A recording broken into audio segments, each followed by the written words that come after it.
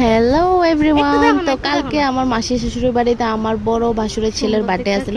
তো আমরা গেছিলাম বার্থডে অ্যাটেন্ড করতে। তো এখানে আমি আমার জালের ক্লিপ নিতেছি, তো আর দেখতেছ না লাস্ট অব্দি একটু দেখে হাসি দিছে। তো আমার কিছু এখানে শসা আর লেবু কাটতে, তো আমি কাটটা রেডি করে লেছি।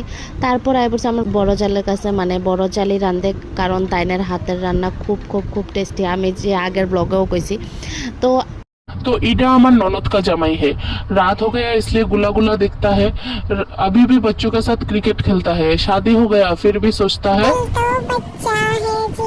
যাই হোক, আমি এখন এখানে আয় পড়ছি। দেখো সবাই সবার কামে ব্যস্ত, আমি আমার ব্লগ নিয়ে ব্যস্ত। আর এখানে আমার ননদে খালি ভাবতেছে কেমনে যে আমার ননদের জামের পকেটটা খালি করব। ডটেন কি আর ডটেন কি, कहाँ से आते हैं? তো এটা হলো গিয়ে আমার ভাসুরের ছেলে, যার বার্থডেতে আমরা আইছি।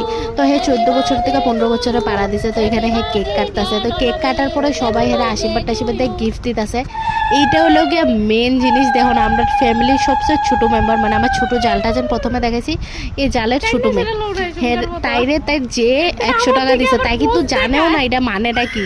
কিন্তু তাই ঠাম্মা তার থেকে লইছে পরে তাই রিয়াকশনটা দেখো, কি রাগ অক্ষণই। তারপর আমরা পড়ছি বাড়িতে আয়া, দেখি এত বড় একটা মাকড়সা। আমি এরকম মাকড়সা আমি কোনো সময় দেখি নাই।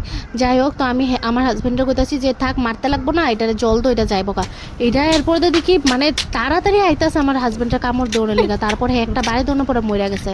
তারপর আর কি হইব, এটা হয়ে গেছে গা বিলাইট ডিনার। এবার তো এটার আমার ভয় লাগতেছে না, বিলাইট চোখটি দেখে আমার খুব ভয় লাগতেছে। যাই হোক, bye bye, tata, good night.